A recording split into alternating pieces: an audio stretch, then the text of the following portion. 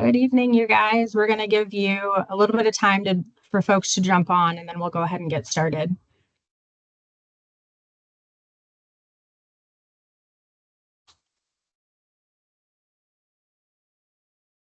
Just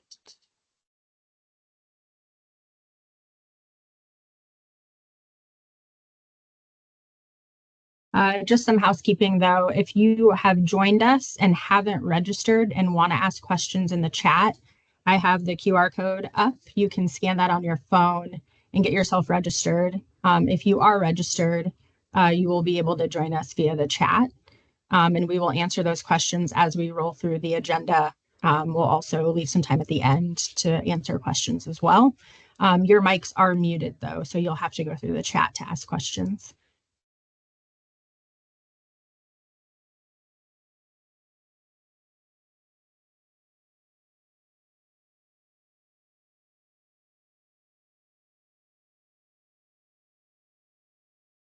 We have close to 200 people that registered, so we are going to give everyone a couple minutes to join.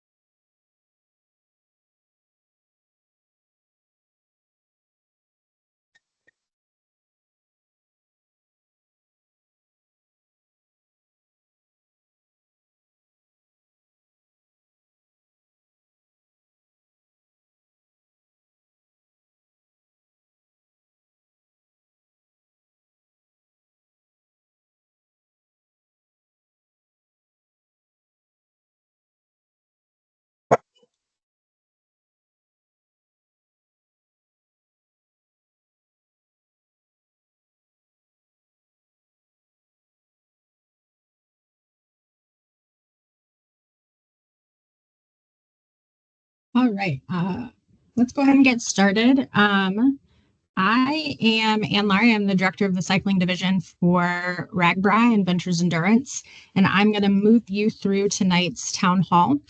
This is our third town hall that we've hosted, and we will be hosting one every month, first week of the month. So tonight we'll focus on RAGBRAI 101. We'll pick a new topic each time. We are getting a lot of questions as towns start planning, as we're starting to plan, and all of that starts picking up. A lot of the logistics around the ride and how to ride the ride are being asked. So we want to kind of focus on that tonight with you. There'll be time for Q&A, like I said, at the end. But this is our team, our mighty team of 7 full-time associates. Matt Phippen, ride director, Hayden Meister, our event ops manager, Laura Rice, who normally moves us through these town halls, was on her way to Des Moines, but we had a snowstorm, a blizzard, a monsoon, a tornado. We had all of the above the last couple of days. So she is hung out in Chicago O'Hare Airport today. She's actually on her way back home to North Carolina, so couldn't be with us tonight, but did all the legwork to get us set up for this town hall. Corey Much, our graphic designer, Erica Detterman, our registration and marketing manager or merchandise manager, and then Andrea Parrott, our marketing manager and co-host of Just Go Bike. So we're all with you tonight and are going to move you through today's town hall. If you haven't signed up for our newsletters, QR code here. So take a minute with your phone to take a picture of that QR code and get signed up for our newsletters. You can also go to ragbrai.com. And there at the very bottom in the footer, you can sign up for our newsletters there as well. But we send out monthly newsletters keeping up to date about all things RAGBRAI. There is a Just Go Bike newsletter to stay up to date on everything with the podcast. And we also have merchandise newsletters as well. But let's move in. I'll have Erica take over and talk about some of our new exciting merch. Thanks, Anne. One of the perks of joining the newsletter is that you guys get to see all of the new merch drops when they happen and kind of have first access on some of these designs. So we've launched kind of some of our spring items. We did this or that and had the people vote on our two newest Stera tanks. We came out with our Bomber Woman t-shirt earlier last week, and then also our special edition jersey, which has all 8 overnight towns on it, and will be it's a nicer of a jersey. It's got like a better fabric, nicer sleeves, and a little bit of a different cut. So just came out with all of those this last week. We'll have you go right into registration for us too, Erica. Perfect. Well, registration is underway. We have just had a price increase on the beginning of March and a slight change in our refund policy. So be sure to read that here on this slide. And then our next price change is April 1st. So go ahead and make sure that you register if you know you're interested before that window, just to get the best bang for your buck. One of the big changes this year that I always like to talk about in these town halls, that if you register and you're a team, your packet will go directly to you and not to your team captain. So make sure if your address changed, if you've moved, if you're not sure you put the right address in because you like to snowbird, just go ahead and make sure that your address is right and in motive. And if it's not, email us at info@ragbrai.com. We'll get that updated for you. One of the big things we've been working on in the office is getting all merchandise that has been ordered with the registration shipped out. We're partially done through the process and hope to be caught back up next week. So make sure that you guys add our email to your inbox so that tracking number doesn't go to spam. We'll send an email from stamps.com with all of your tracking information when we get your package out to you. So we just want to make sure everybody gets all of those notifications. Thank you very much. We are the last couple ones, we've all been together in the office for the most part. You're going to hear my dog. My dog has been very quiet for the last two, but you'll probably hear him barking in the background. So I apologize in advance.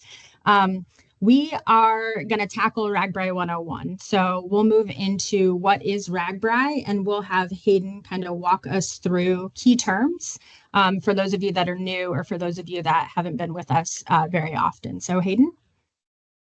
Yeah, thanks, Ann.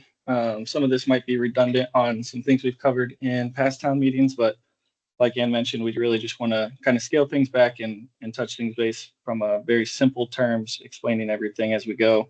These might be some terms you've heard us say along the way and have had questions about what exactly they are. So just wanted to take the opportunity to go through them in a little bit more detail. So first, the overnight town is exactly what it sounds like. It's the town that we'll stay the night in each night along the ride. That's the town where all of your entertainment, your food trucks, your expos, all of that stuff's going to be in your overnight town. So you'll get very familiar with that along the route. Once you stay the night, wake up the next morning and get on route, the first town along route is going to be the breakfast town. This is really just an opportunity to stop and have a break if you need it, maybe refill your water bottle, grab a coffee, maybe grab a bite to eat, and check out some of the local vendors in that area. Once you leave the breakfast town, you'll head to the meeting town. The meeting town is the one town on route where you have the opportunity to cross paths with the support drivers. So if you do have anybody on that role, you can go to the meeting town and the bike route and the support driver route will cross. And that gives you an opportunity to grab lunch. There'll be all sorts of vendors and merchandise there as well, with that meeting town showing off what they have to offer. And it's just really another good opportunity to check out the awesome towns along the route this year. Once you leave the meeting town, you go through a couple more towns and you make your way all the way to the main campground. The main campground is kind of like RAGBRAI HQ. If you ever get lost, you need to know where you're going, head to the main campground and somebody will be able to point you in the right direction. This is the spot where a lot of our riders will set up their own tents. So if you're not with a charter or a team, you might be in the main campground. And that's where our info tent will be. Our baggage trucks, if you're using our baggage service, will drop off there. Our SAG services will drop off there if you need it. All the med bikes, like I said, kind of the headquarters, and then all of the other ancillary spots around the town. The route hours are really important. So our services, some of them that I just mentioned, SAG, Care Ambulance, the route markers, our state troopers, they'll patrol the route during route hours. But when route hours are not going, they will not be patrolling the route. So our number one priority is safety and want to make sure that we're really keeping these in mind. So with that being said, the route hours each day will run from 6 a.m. to 6 p.m. We really want to make sure that everybody's into that main campground and off the road before 6 p.m. so that once we lose daylight, we make sure everybody's there and everybody's safe and can have a good time enjoying what that overnight town has to offer. The support drivers I alluded to a little bit earlier with the meeting town, but they are your option for enjoying RAGBRAI and everything it has to offer, but maybe they don't want to hop on a bike and they want to drive and they want to support you along the route. So we have a lot of people do this. They might be carrying your baggage and setting up your tent rather than having our baggage service do it or a charter. Again, it's really kind of geared towards what you want as a rider in your RAGBRAI experience. And if you do have a support driver, just make sure you register those support vehicles because you will need to have a registered vehicle in order to park in the designated areas in each of those towns as well. SAG, I also alluded to a little bit, but SAG stands for Support and Gear. So they will follow the route hours from 6 a.m. to 6 p.m. as well. They will, if you have a mechanical issue or something goes wrong on your bike and you're not able to make it, you can flip your bike upside down along the road. One of our SAG vans will come along and pick you up, put your bike on the back of the trailer and take you either to the next bike shop to get that repair or to the main campground in the overnight town so you can get everything back up and running before you go the next day. Our charter programs are kind of our premium service of how you want to experience RAGBRAI. If you want to do the traditional route with just using the RAGBRAI baggage service and setting up your own tent, packing it up, getting it back on the truck, and then riding it each day, that's the traditional way. But our charters offer a little bit more VIP experience, if you will, anywhere from transporting your bags to transporting you to and from the overnight town or the start and end towns. They provide meal services along the way. They have charging stations. A lot of times they'll have private showers and toilets that you can have access to so you don't have to wait in the long lines with everybody else. And they have their own designated camping spaces in a lot of campgrounds as well. So some of them are all inclusive and some are a la carte. It really just depends on what you want and what you're looking for. If you're not part of a charter, you might be interested in joining a team. Teams are formed every year throughout the years. A lot of them came in knowing each other and a lot of them kind of met each other along the route.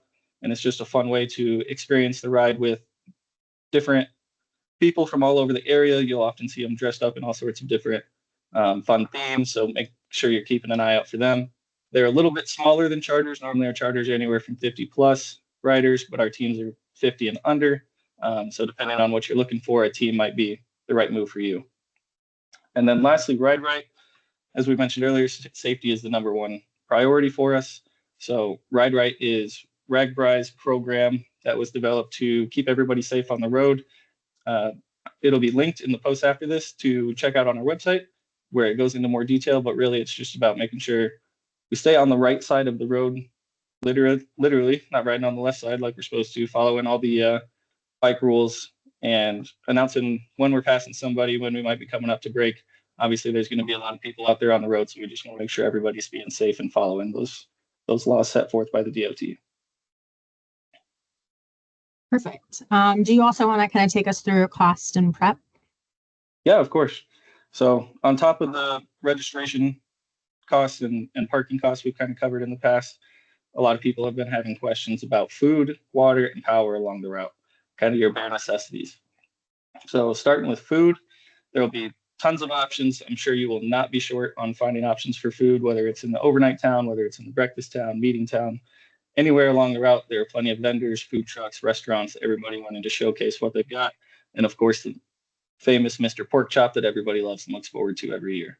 So I wouldn't be worried about food, but do make sure you bring plenty of cash because there won't always be a card option for you to pay electronically. So just make sure you're bringing plenty of cash, and there'll be ATMs and other options throughout the route. But if you don't have enough at the beginning and you run out, you might have to get a little bit creative just depending on where those services are available. In terms of water, it's kind of the same thing. You'll have plenty of options to get water, people selling water, but I would recommend you bring your water bottle of your own. You can kind of see in the faint background here, this picture is a water station that's been used in the past where people can go up. Each town will have one of these and you can kind of fill up your water and make sure that you don't run out throughout the entire route. In addition to that, we'll have obviously plenty of energy drinks, plenty of coffee, Gatorades, Powerades, all that kind of stuff along the route, depending on where you're going and what you're looking for. And then lastly, power. This is Corey and Matt's favorite picture. Power is going to be very limited along the route, and we want to make sure that we're not causing any electric or fire issues. As you can see in this bottom right picture here, plugging extension cords into power strips, and having 25 chargers coming off of it is not good for anybody. It's not good for the town. It's not good for the campground, and it's probably not good for your electrical device. So you can be a little creative depending on what you need. Obviously, phone is going to be the biggest one. Charge it whenever you can. Bring portable battery packs. If you're stopping in a breakfast or meeting town and you see an outlet, make sure you grab and take advantage of that. Same thing with electrical bikes, CPAPs, anything that you might need. Just make sure that you're prepared going into it, because power will be limited in a lot of the campgrounds. Perfect. And you're up again, Hayden. So can you talk to us about lodging? Last but not least, going into lodging. Again, having a lot of questions here. So already alluded to the main campground that's open to anybody that registers with RAGBRAI. Please make sure you register. Don't just be, what do we call them? Phoning a friend here. Bandits. Somebody that doesn't register. Bandits. Don't be a bandit. Make sure you register, and you'll have access to that main campground wherever you can get your spot. I also alluded to charters. A lot of them will have tent services where they can set up your tent for you or have designated space for you to set it up yourself. They also have some sleeping bunks. Depending on what you're looking for, they might be able to have indoor sleeping arrangements. Some of them even have an AC in the heat of late July. Obviously, that everyone loves that whenever they can get the chance. So that's a little bit more of a premium service that you can look at. You can also look into local lodging, which are hotels, motels, Airbnbs, Verbos, anything of that sort. Trust me when I tell you that going to some of these small towns, we don't always have the most hotel options or the biggest hotel options. If you're looking for any lodging in Olwine the night of, I can tell you there's none there. But if you're looking in Cedar Falls, there might be a little bit more. So just depending on where we're going, what you're looking for, make sure you plan accordingly. Obviously, these are options available to you, but understand that they are limited. So try to get those booked as soon as you possibly can. One of the more unique things that I think we offer along RAGBRAI is the opportunity for host housing. You can see in this bottom picture, this is one of our teams from previous years that was pulling up to somebody's residential house. They offered to host them. You can have the option to set up tents in your yard, front or back. You can have the option for people to park RVs in your driveway, or you can offer them into your house if you have extra beds, guest bedrooms, people sleep in sleeping bags on floors, anything from an air mattress, really wherever they can fit.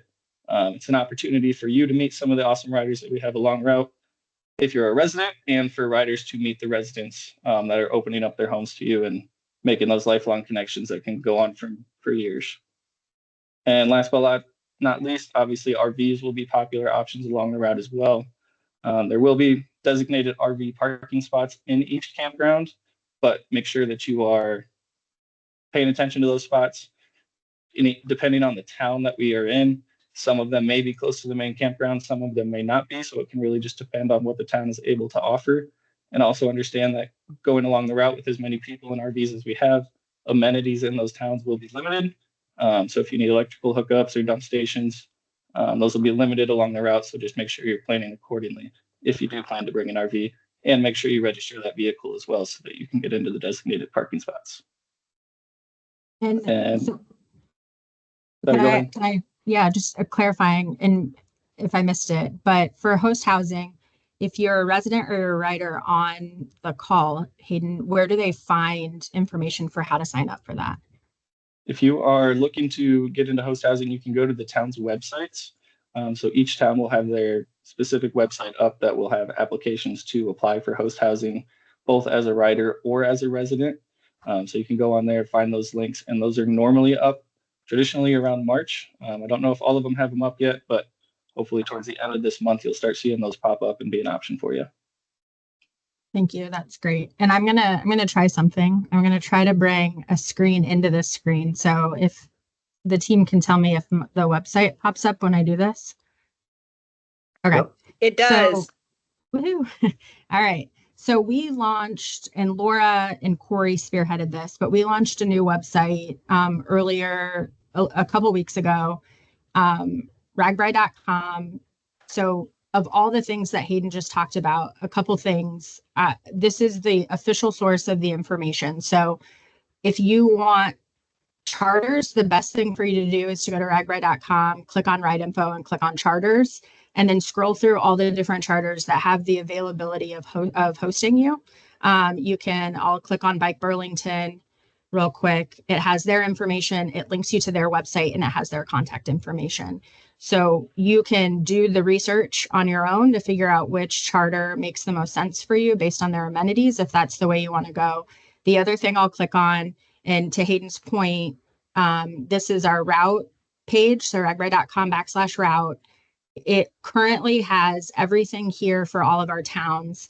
These pages are going to get built out a lot more as information becomes available, but you have the ability to go to this page and right now click on Milford and get taken to their website, which will be your primary source of information for Milford. So all those housing requests, all of those things will be on their site. We're also, as an easy way for you guys to find information, going to quick link them here on our pages, because it's a lot easier to come to one website than to splinter off to 8 different ones. So I just wanted you guys to be able to see this and use this website as a resource for any information that you need. So you can kind of see where we're at with FAQs, route pages, safety information. So Hayden talked about Ride Right. So you can go into safety, you can learn a little bit more about Ride Right.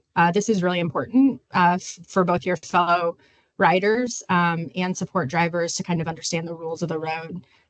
So I just wanted to show that to you guys real quick. The teams worked really hard on it, and we think this website is far more usable and user-friendly than the one that we had before it. So I'll move that back over. But thank you, Hayden. That was good. All right, let's move to logistics. AP. All right. Now, I will start by saying that my internet is really notorious for pooping out on me while I'm trying to speak with the camera on. So if I freeze up, I'm going to turn my camera off. So just bear with me. Let's start with support drivers. Hayden touched on this a little bit when he was doing the definitions, but the support driver is whoever it is that's driving a vehicle who might be supporting you. You don't need to have a support driver. If you buy your RAGBRAI week-long pass or daily pass, you can use the RAGBRAI baggage truck and you don't need a support driver. But if you do have a support driver, they'll need to buy a non-rider wristband and a pass for whichever vehicle they're driving. And if you go this route, that person would drive in a route that is parallel to the bicycle route. They meet one time per day in the middle of the route called the meeting town, as we talked about earlier, and then again at the end. So it provides for people who are not totally sure that they can make a whole day of riding, or they know they want some snacks or medical equipment halfway through the ride, or maybe an e-bike battery. It's a great way to get supplies and refreshments mid-ride, dependably from someone you know. Then again, you'll meet the support driver at the end of the route. There will be a specific campground where you can meet them depending on what kind of vehicle they're driving. If it's an RV, there'll be an RV campground. If you're a tent camper, they'll meet you at the tent campground. One thing, if you are a support driver or you know that your support driver is a newbie to RAGBRAI, I really want to emphasize that the support driver, they need to drive on that support route. It is so much easier than driving any other way because you will ensure that you will not cross the bicycle route. I'm somebody who drives during RAGBRAI, and I try to use Google Maps to navigate. And I will tell you 100% of the time that Google Maps will try to route me to the RAGBRAI route. It just doesn't work. I highly suggest downloading Ride with GPS, and we provide a GPS route for you to take on the vehicle route. It is extremely unsafe to drive on the route, obviously, because there are bicyclists. It's also extremely difficult because there's a lot of people there. So just avoid it at all costs. The support drivers will have bright pink arrows that help them get from place to place, so you'll know exactly where to go. That kind of leads us into parking and shuttles. Another way that some people ride RAGBRAI is to park at either the start or the end of RAGBRAI and then take a shuttle from place to place to get them across the state, so that you can either drop your car and then be shuttled out to the start of the ride, or park at the start of the ride all the way to the end, and then get shuttled back to the start, if that makes sense. So just trying to help bridge the gap. So you bike one half, drive one half. Anyway, we have it all set up for you. If you want to go ahead and look at our charter page on the website that Anne was showing you, the charter page has information about some of those charters provide shuttles. We'll have an extended page that tells more information about shuttles on our logistics page, but it's not quite finalized with the information, so just keep an eye out for that in the next maybe month or so. The overnight towns at the start and the end, so Orange City and Guttenberg, they will provide long-term parking. Again, they're not quite ready with that information, so just stay tuned. Know that they both will provide parking spaces if that's something that you might want. Am I supposed to talk about Mr. Car Shipper? You don't have to. Okay. Mr. Car Shipper is another great option for transporting your car. I'd recommend you look into it if you're interested. They will move your car from place to place from the start of the ride to the end, but I won't go into it here. All right, so that's kind of the first half of those bullet points. The second half is more safety geared. Like Hayden said, SAG stands for Support and Gear. It's available only to registered riders. It's one of the big perks of registering for RAGBRAI, among many. It's for people who can't continue along the ride due to medical or mechanical issues. It's really meant for emergencies. It is not a shuttle, so it's not for daily use. If you don't think that you are up to riding a full day of RAGBRAI, either get a support driver or purchase day passes so that you don't overtax yourself. As you train for RAGBRAI, you should be able to gauge pretty well where you're at on that spectrum, whether or not you'll be able to make a day. If you're not totally ready to make the whole, like I said, if you're not ready to ride the whole daily distances, make alternate plans, or maybe RAGBRAI isn't for you this year and you need to continue training. But if you do have a mechanical issue or a medical issue and you need to take the SAG wagon, it will transport you, both you and your bicycle, to either a repair station along the route or the main campground in the next overnight town. And I just want to take a second to add, a SAG wagon is not a substitute for 911 or an emergency service. So it takes a very long time to get you anywhere on a SAG wagon because of the nature of the SAG wagon. We patrol along the route until the SAG is full. I also saw a question come in the Q&A, and it said that it was asking if there could be a phone number to call for the SAG. Unfortunately, that's not how our SAG wagon works. First of all, our cell phones don't normally work during RAGBRAI. We have a lot of issues because there are a lot of people in rural Iowa all of a sudden, and the cell towers aren't necessarily prepared to handle that. The other issue is that the way the SAG wagon works is that, like I said, they sort of take shifts and patrol the route and just sort of rove until they're full, and then they move on to the overnight town. If you've waited a long time, the route is still open, and you've waited a long time for the SAG to come, that means probably a lot of other people are taking the SAG wagon that particular day, and you just need to be patient. Unfortunately, you may need to use a lot of patience, but I would recommend using, if possible, using that time to slowly make your way along the route by continuing to ride, unless you seriously have a medical issue or a mechanical issue. The SAG wagons do close when the route is closed for the day, so that's why one of the reasons why Hayden said it was really important to pay attention to the route open times. Generally, the route closes at 6 p.m. every day. The medical support bullet point there is talking about our medical support teams that we have that rove along the route throughout the open times during the day, generally from 6 a.m. to 6 p.m. We have, I would say, 4 ambulances and 2 actually motorcycle medics that will ride along the route and just sort of check for people who might have issues or medical problems. They will take, again, it's a major perk of registering for RAGBRAI. They will take you and your bicycle to wherever they need to go, either to the hospital or to the end town, if need be. To the hospital, or they will take you to the hospital if need be, or they will fix you up and set you back on your way. If you do have to, unfortunately, go to the hospital, the medical teams will ensure that your bike makes it all the way to the main campground and is held for you until either you or your emergency contact can come and pick up the bike. So it's a nice way to make sure that, if I was unfortunately hurt and had to go to the hospital, I would want to know my bike is safe. So it's a great way to ensure that. One thing I forgot to say about the sag wagons is that the way to signal for a sag wagon is to pull off onto the left side of the road and flip your bike upside down. It's a nice way to non-verbally signal to the sag wagons that you need help. Again, we have a whole page about that on our website, so I'd encourage you to check that out. It gives a lot more detail, and there's a video about how it all works. Perfect. I think so the parking and shuttles is the #1 question that came through, pre-question that came through the town hall. So being able to answer off those questions and know that those shuttles, again, are through those charter services. So if you go to that charter page, you can start at least talking to some of those charters. Not all of them offer shuttle service from end town to start town.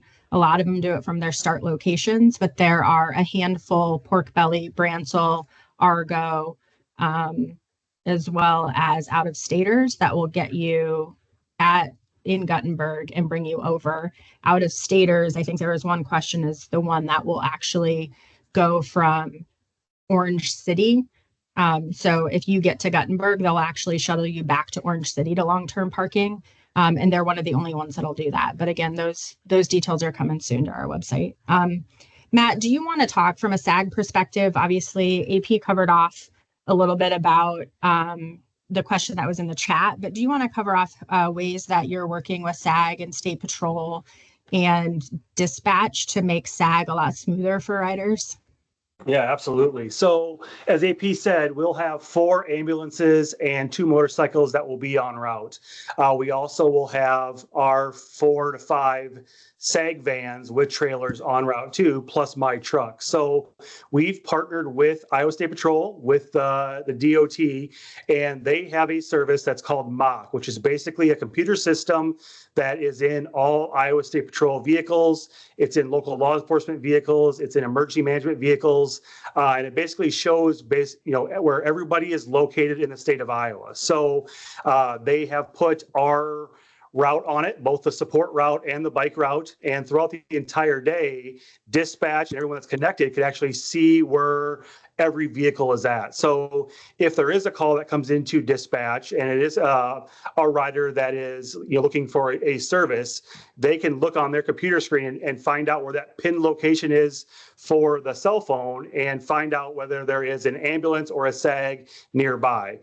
In previous years, so 2 years ago, we had to basically play the phone tree game of calling each other to find out where everybody was, because we couldn't stay connected that way. So last year was the first year that we have MOC in all our vehicles.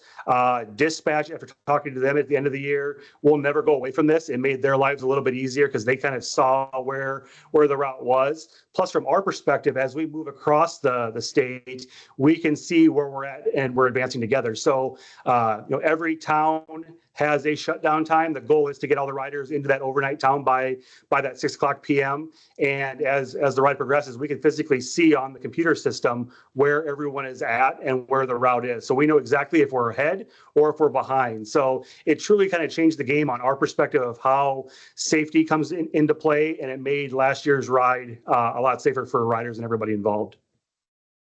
Perfect, thanks. So AP, I think you're going to also talk to us a little bit about types of gear and other recommendations. Yep, I'm up to bat again. Types of bikes that are allowed on RAGBRAI. Just off the top of my head, I have seen obviously road bikes. I've seen gravel bikes.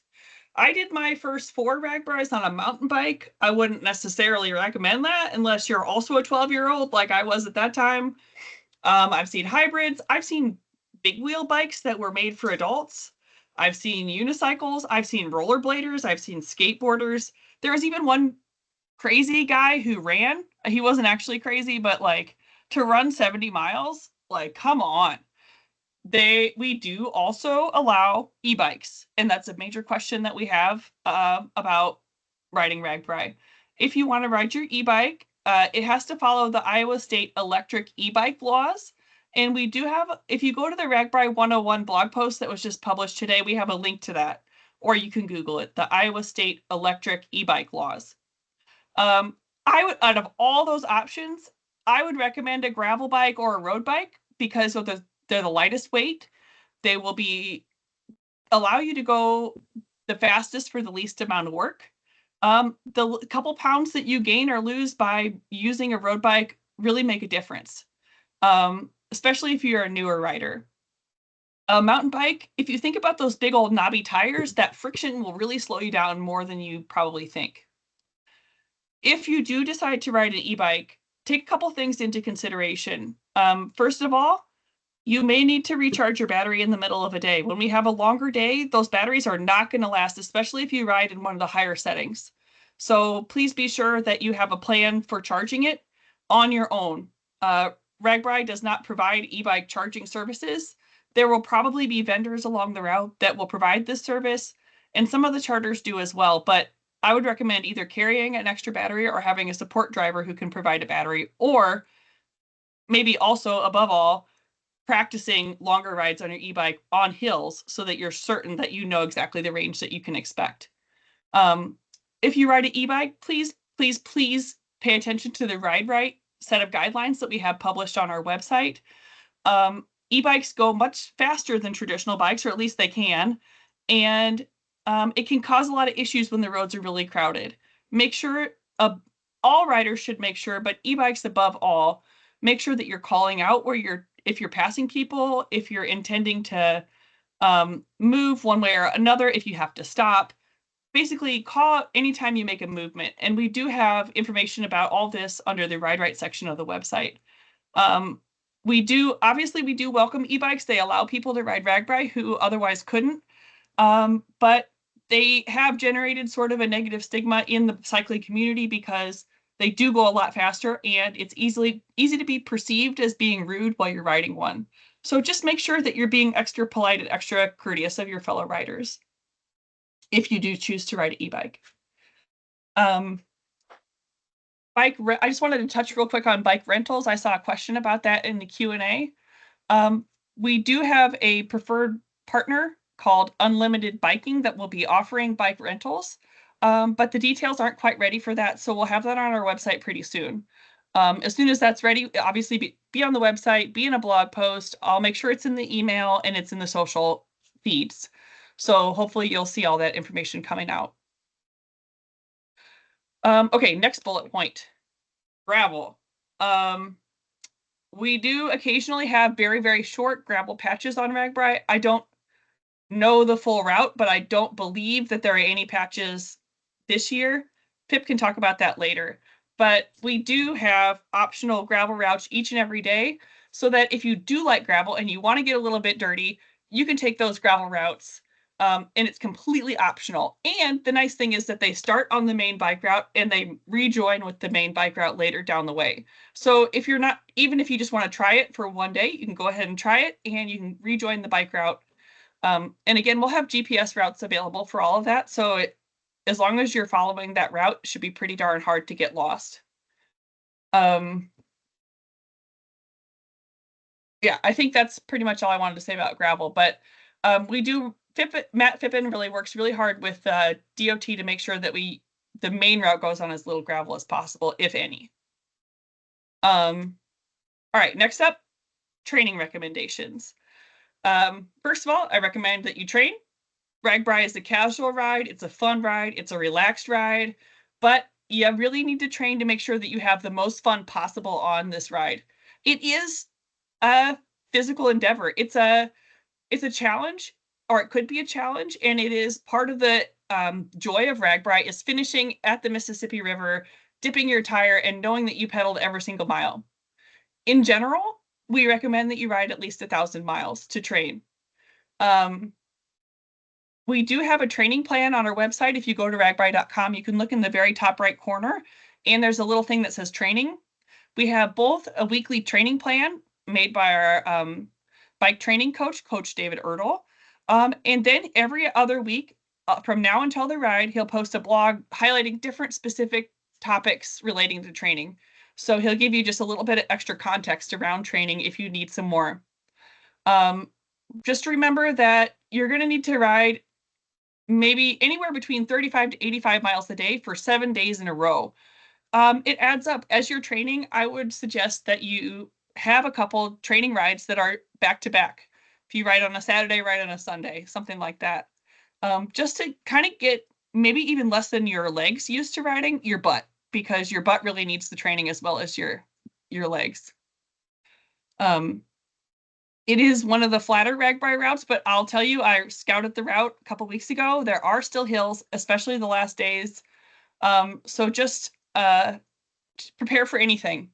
RAGBRAI should be the culmination of all of your training and not the middle or the beginning of your training. All right, and finally on my list is packing. One of the most fun topics because once you pack, you gotta go. It's ready. It's time for RAGBRAI. So we do have a packing list available on our website. We also have a video about packing on YouTube. If you search RAGBRAI Packing Guide, it'll come right up. It has my co-host on the Just Go Bike podcast, Kathy Murphy, giving a rundown on how to pack for RAGBRAI. And I'll also, I don't know if I can post in the chat the link, but again, just go to the RAGBRAI 101 blog post and it'll be right there. In general, less is more to pack. In general, it's a good idea to pack things in plastic because it does rain. And when we unload your baggage from the baggage truck, it is laid out neatly in a field. So it can get wet. The one thing to know about packing, if you were using the RAGBRAI baggage service, is that there is a weight limit. And yes, we do enforce it. Yes, we do weigh your bag. The weight limit is 50 pounds. So we have a little fishing scale and we weigh those bags and we make sure that you are within the weight limit. And I'll tell you, even if you try to fudge it later in the week and try to add stuff, the kids who do the baggage service, they toss several thousand bags per day. They know when you're over the weight limit. So just be courteous and be under 50 pounds. When you fly on an airplane, your bag needs to be less than 50 pounds. You can do it. And the bag should be soft-sided for a variety of reasons. But a couple of those reasons are because you don't want your bag to be damaged. And if it has wheels or a hard side, those could be damaged. And also, we don't want to damage our baggage crew. And if they have hard baggage, then they could be poked or scratched or injured in some way. So a soft-sided bag is the way to go. I recommend getting some wildly colored duct tape and duct taping the outside of your bag so it's super easy to find if your bag isn't a bright color to start with. Perfect. One of the questions we get asked a lot, and AP, maybe you can help with this, is obviously if you're going to come into our main campground, we don't provide tent service. So how does the tent play into the 50 pounds in the bag that they're bringing in when they're using main campground baggage service? It is the part of your 50 pounds. You got to include it. I would suggest a camping tent. They are a backpacking tent. They tend to be lighter. You don't need that 6-person castle tent that you can get from Walmart. That's not necessary. Unless you want to camp with 6 other people. And then I recommend one person carrying the tent and the other people carrying the clothes and things like that. The other thing, like I said, it does rain. Make sure that you bring a ground cloth and make sure that you bring tent stakes. But you will, if you use the RAGBRAI baggage service, you will need to set up your own tent or find someone who's willing to accept $20 to set up your tent for you. Plenty around, I'm sure. Awesome. Thank you very much. We do have some other questions, I think, around a lot of RV questions. So I think what we'll do is, Matt, we'll go to you for updates from the road and the route, and then I'll come back around to some of those logistic questions that we have. Perfect. So this ride is magical. And, for the people that come to Iowa, I kind of believe that they just think they show up in Iowa in July and everything is ready and, because it is truly a magical event. Well, the truth is, for us, this starts in September of last year. For me, we create a route, and the route is done on an Iowa map. That's divided into 3 columns. You have a northern, a central, and a southern lines drawn on a map, and then it's divided 7 ways across. And because of this year being a northern route, I just look at that top section of the map. And I always joke when the route's on the map, it looks fantastic, it looks perfect, but until you start diving into it and start asking questions, the route does change. So since September of last year, we've met with the DOT, State Patrol, and now counties roughly about 8 times. And the ride has changed and evolved since the original route. Mother Nature plays a big role. So there were towns that we were definitely interested in going this year, but because of things that happened last year, we had to stay away for a while, because the goal is there is a sweet spot. We want to find that spot where we can kind of either be on, the tail end or the start of projects that are either happening right now or wrapping up, to get you guys on as new as roads as possible. So if we can stay on that sweet spot with the DOT and with the county, we can put you on safe roads every year. And, when we're throwing wrenches in the gears from a flooding standpoint, like last year, we had to modify our route, which then changed kind of up to 5 days of the official route going forward. So once we kind of know we're in a good spot, we take that paper route to Ride with GPS. And then we are in closed door meetings with the DOT and State Patrol. And we literally go mile by mile with the different district leads, looking at every section of road that we're on. We put you guys on state roads, we put you guys on county roads, and it's kind of a good blend of both. Obviously, the state roads are a lot bigger. We just can't use those across the state. So we have to find a good blend between both of them. Roads are not closed. Iowa still functions throughout the entire week. So people still go to work. There are still trucking companies on the roads, but we try to work through all our different partner agencies to put you on the safest road possible. And leading up, we make sure that everybody kind of knows what's going on. So if there is a trucking company, they have changed their routes for the day to adjust for the riders that are coming through. So we've now had, like I said, had 8 meetings with DOT. We have a route where we were able to announce overnight towns. And then our first week of travel is that first week of February. So Ann and I were in a truck driving across the state. Those meetings, with the overnight towns, are just starting with the planning process, talking through, basic logistics of what their life is going to look like going forward.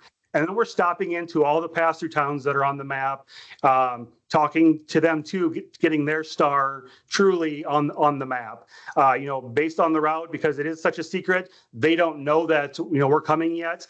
They have an idea based on seeing Orange City to Milford. There's only so many communities in that area, so those towns kind of had an idea we were coming. But there is still, when you walk in, because this is a major lift, there is a little look of them being terrified until they truly learn what we bring to them for services. So we get them all signed on, we get them ready to go. We will announce all the pass-through towns and meeting towns the first week of April.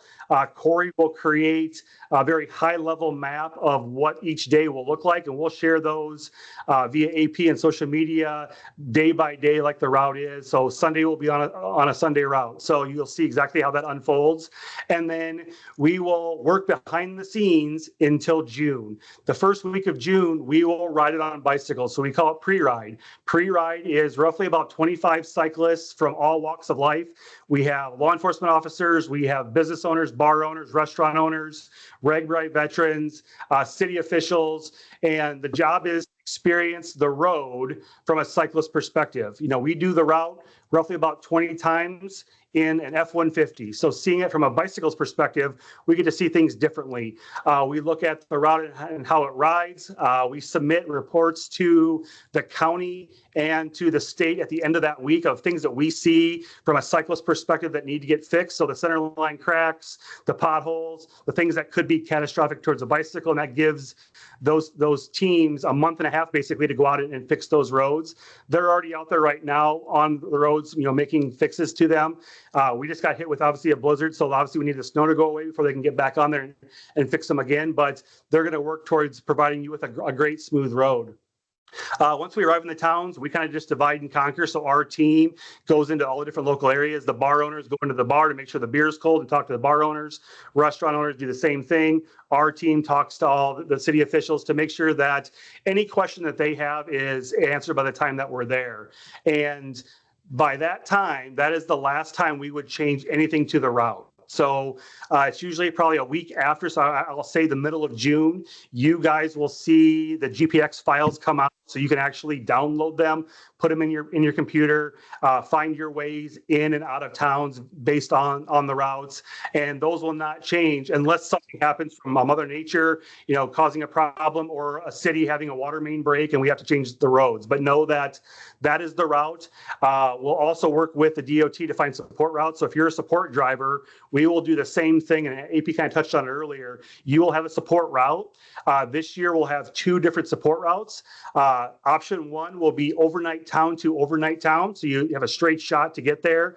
And the second option will be overnight town to meeting town to overnight town. So if you know for a fact on a certain day you need to go to the meeting town to pick up driver or riders or drop somebody off, you can then use that route to get in and get out. We need you using those routes. As AP said earlier, she uses Google. We do work with 511 and the Waze app and other ways to get the route out there. So the road will show that it's red or closed. But if you choose to use your Google, you're going to come in on a road that we don't want you coming in on, and you're going to be head to head with bike traffic. So we want to make sure this route is as safe as possible. Plus, like I said earlier, the roads of Iowa are open. So if there is an accident on a different road that's not even on a RAGBRAI route, the DOT, the State Patrol, and all the partner agencies are finding ways to detour that and still pull off our ride. So there's a lot of moving parts behind the scenes. Most of these things you guys will never know it's even happening, but there is a lot of work that's happening before and after to make sure the ride is safe for you. So be looking for the official GPX files coming out in the middle of June. As AP said, there will be gravel options. So we're looking at gravel options every day. As of right now, there is no mandatory gravel. That could change just based on, things that are happening as our year kind of progresses. But as of right now, we are not trying to put anybody on gravel if they don't want to. There will be options for gravel every day if you do want to ride specific sections. When we release all the different days in April, we'll also kind of touch on when Century Day will be and theme days too. So that'll all come after the fact. So, the goal is we want to put you on safe roads. We want to make sure that you have a great experience and it's as efficient as possible and show off the best parts of Iowa. And working with all our partner agencies, we can definitely do that. So important dates to look for: first week of April, you'll have the full route. Middle of June, you will have all the GPX files. But as of right now, we have 37 towns en route that will range anywhere from 85 people living in that community to over 40,000. So I will be ready to showcase you and see you in July. Perfect. Thank you. There's one question, Matt, I'm going to throw at you because you designate someone in each community every year to be in charge of this, but someone wants to know what the weather is going to be like on the ride. So it's Iowa. And right now, if you open my window, we're under a hurricane blizzard, I think is what they called it. I've never heard of a hurricane blizzard, but you will have all different types of weather. We do, like Ann said, we find someone in every town that's responsible for weather so we can look at them when it is raining and let them know that they screwed up for the day.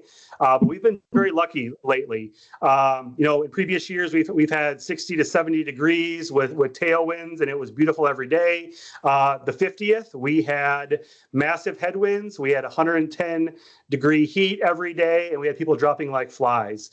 It is Iowa in July, so you will have a little bit of everything. The mornings, we've had overcast mornings where the sun has kind of stayed away till the late afternoon, which has been fantastic. And then we have bluebird skies where the sun's out in your face all day. The goal is to have beautiful weather all day, but just know that we will have someone in each community making sure that the weather is good for you guys in July. Perfect.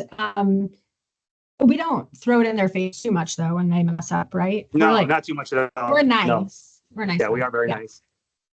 Can you talk, so tire dip, I know that was something we covered off quite a bit in last month's town hall, but it's still a question that we're getting. So we've had some discussion with Orange City about their plans. They've published some stuff, but can you talk a little bit about what that tire dip experience will look like, knowing that we're not right up against on the border of the Missouri River? Absolutely. Yeah. So we're going to work towards bringing the water to you. So the town will drive to the river, fill up some barrels and tanks and bring them into town so you can dip physically in the town. They're also looking at creating a possible supported route. So if you are one that has to dip your tire, They're working at finding a way to have scheduled times where you could leave as a group and ride to the water and dip. Just know that it is a pretty good distance away, and sometimes getting to those spots isn't the most ideal. I know they tried it last year and the route was closer, but to get to the dip site, it was really, really hard. It was muddy and gross, so it always isn't ideal. We would love to start on one river every year and end on the other at the end, but obviously, depending on where the route goes, we just can't. But just know that we will bring the river to you in Orange City, and we guarantee you'll see the river in Guttenberg. Very good. All right. So there were some pre-submitted questions, and then we've got some questions in the chat that we'll get to. We've answered off most of them in the chat, but it might be nice just for everyone to hear if you're not looking in the chat. So some of the questions that we received ahead of time were around RVs. And that's one of the biggest things that we work with towns on from a planning perspective. So I'll just kind of open this up. Hayden, if you want to take it, if someone else wants to take it. Electrical outlets for RVs and what to expect when they go into an RV campsite. So let's talk dump stations. Let's talk electrical outlets. What should someone's general expectation be for a town and their provisions around RVs? I may have to phone a friend. Yeah, Matt, that might be. Yeah, I would love to step in and talk. So, sorry, Hayden, but yeah. Yeah, sorry, but you've done great so far. We're seeing a lot of new RVs coming to towns, where we're seeing a lot less of the old school buses because they're getting old and they're usually broken down. So when these 6-figure Rockstar RVs pull into these towns, a lot of times they're renting them. They don't know how to drop off waste. We're also seeing across the state of Iowa that our drop off sites are getting just fewer and fewer in between. So I know, talking to a lot of the teams and a lot of the people that are driving the big RVs, they recommend that no one uses the bathroom in the RV, and they use porta potties, and they find ways to put their waste somewhere else so they're not having to transport it across the state. Not every town is set up to handle large amounts of RVs. We were in Ames a couple years ago next to a football stadium, and they had a brand new RV park that had full hookups for everybody, and it was awesome. So you could pay extra for hookups there. Not every town's going to have that. So a lot of times you're going to have to run generators. There will be towns, though, that will have those amenities, so they'll have that on their website. So if you are interested in those type of hookups where you want to be able to plug in, you pay a little bit extra, and then there'll be specific sites on maps where you can stay there. A lot of times they sell the spaces, so you'll actually book your spot there. So when you pull in, you'll give them your name, you'll give them a number, and they'll direct you to their spot. Not every town has that. We are in some smaller towns this year, just want to understand that. And also keep in mind too, not all towns are ready for massive RVs. So if you are bringing an RV to town, make sure you register it. It helps us with the planning process.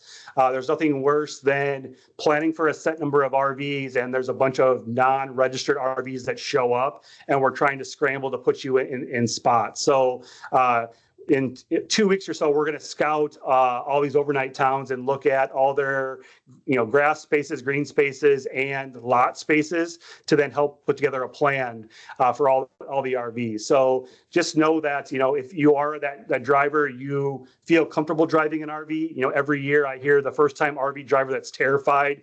They got the short end of the stick, and now they're driving the RV across the state, and they've never driven a vehicle that size before. So the traffic is going to be crazier. We are going to build support routes that bring all the support drivers into a centralized location, and then from there they'll spill off into the different spots too. So the goal is to make it as safe as possible for you guys and as stress-free as possible, but just know everybody kind of shows up roughly around the same times throughout the day, so traffic could get a little congested.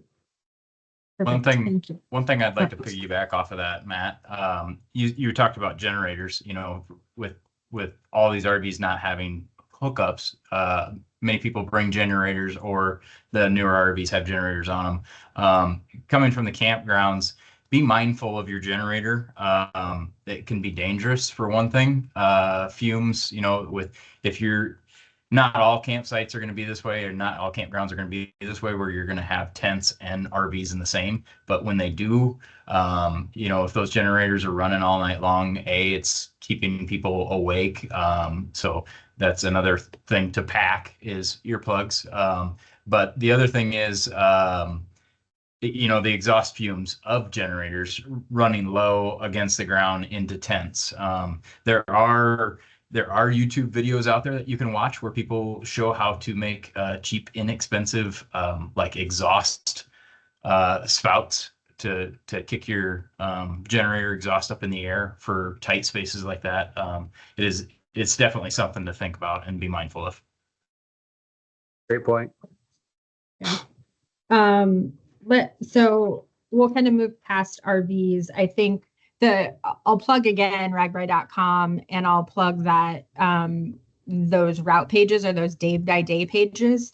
We're going to have more information around maps, all that stuff as they become available and as that planning gets confirmed by town. So bookmark that if you haven't already, and just continually look at it. If you have not started following our social pages, follow our social pages. If you have not signed up for our newsletter, sign up for our newsletters. Those are the best ways to stay up to date on the things that we're planning officially. So those would be our recommendations for you for now. And then we'll be able to move you into the overnight town pages and pass through town social pages once those are announced and those are up and running. So I'm going to kick this. I think we've got two people on the team that have pretty good perspective about this next question, which is kids joining. So we've had a couple questions around first timers wanting to do it with their 13-year-old. Do they need to get a charter? What should they be thinking about? So AP, obviously, you rode as a kid, and then Corey, you've ridden with your children. So I'd love for you guys to just kind of walk us through that. And I will say, I know that we're at time, so we'll wrap up here, but I think this is an important one. You want to go first, Corey? Sure. Yeah. So, I mean, some of the greatest memories I have is riding with my daughter. I mean, yes, it's something that you should just life lessons. I mean, always keep an eye out for the child with you. There's a lot of people. You can get lost very easily. I mean, I can get lost as an adult because there's so many people. The one thing that we always talked about was if you were ever separated from me or the rest of our team, was to always set a location to meet back at. So if you were, for some reason, like what we did was it was the first left corner of the next town. If I was separated, I knew that I could go look at that first left corner and she would be there if we were separated. But as far as, not having a child come along, I don't see why you wouldn't. I mean, it's a fun, enjoyable event for kids too. As long as they're mindful of ride right and know some common bicycling skills as well too, because you don't want them kind of all over the road. But those would be the things that I say the most. And my daughters are all good riders, so I knew that they were safe on their own. I started riding RAGBRAI when I was 12 and obviously became obsessed. I'm a lot older than 12 now, and I rode RAGBRAI every year until I started working here. I would say, in my opinion, probably that preteen age is about the age where you would want to start riding with your kid on RAGBRAI. Maybe not a lot younger than that, unless they're very precocious and very athletically gifted, because the heat will get to children faster than it will get to adults if it should be hot. Same goes with the long days of riding. I recommend having a backup plan in case your kid gets too hot or too tired. Maybe have another parent or a family member or a friend who could come and pick you up on the support vehicle route, just in case. The other thing I'd say about kids is that it's hard for them to understand sometimes how much they need to eat on RAGBRAI. So make sure that you not force feed them, but you offer them food a lot and a lot of stuff to drink, because their stomach doesn't catch up right away. And it's an easy way for a kid to get real pooped if they don't eat enough.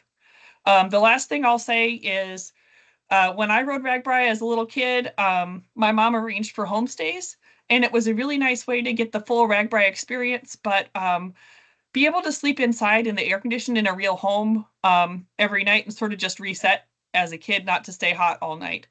The homestays is something that you arrange through the overnight town committees, each different overnight town, and you'll start to see them pop up over the next couple weeks. If you go to the Iowa Falls Facebook page, you'll see they have their housing match already set up as an example. But the housing matches are a whole range of things. You can camp in their yard, or you could camp some of them in their home. It just depends on what the person who lives in that community is willing to do. But it's a great option for if you have kids and you don't have an RV to support you. It's really what got me through my first couple RAGBRAIs is sleeping in the air conditioning a couple times per week.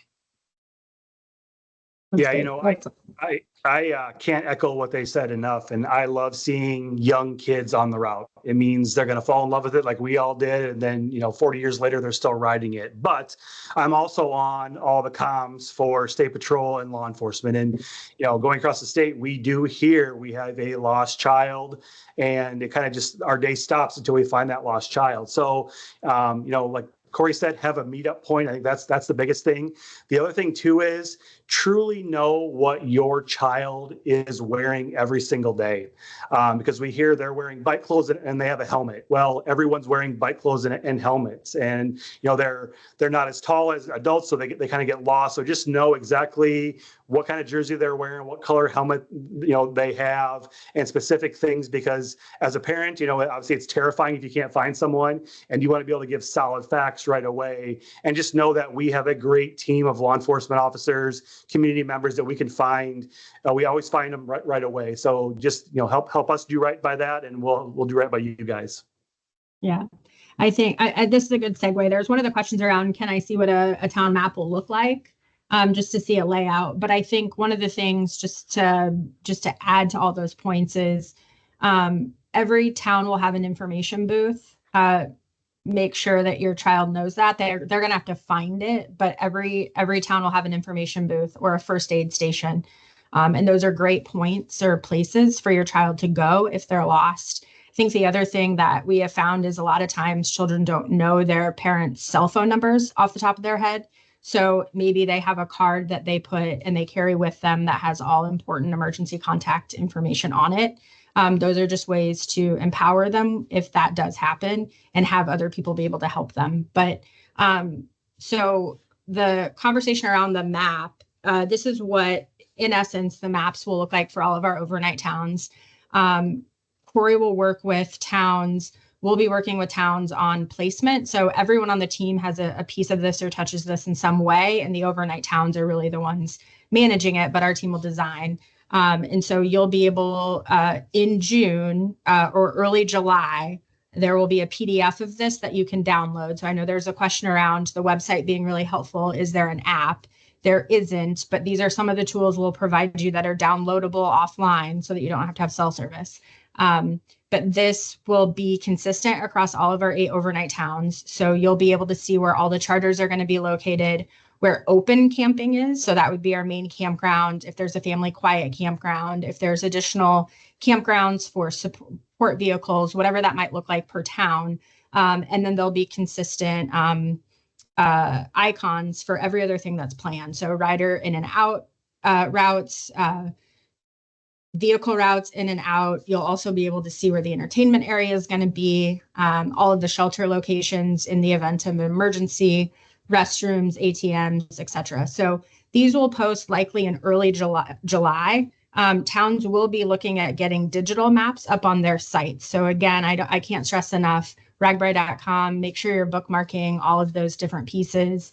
Advocate for yourself for information, but you can go to ragbrai.com, and then that'll take you off to all the different places that you need to go to be able to learn about what these towns are planning and what's going on in each of these communities. Like Matt said, these towns, are being announced in January. They're basically building a group of volunteers in each of their communities to host you guys, and they have so much excitement and so much built around planning this event for you. And so they're providing a lot of these resources for you. So we'll try to get you to those and make it as easy as possible for you guys to find those pieces and all that information that they're planning for you guys.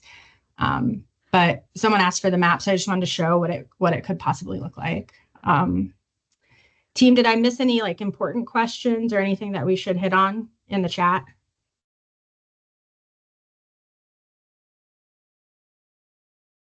We good?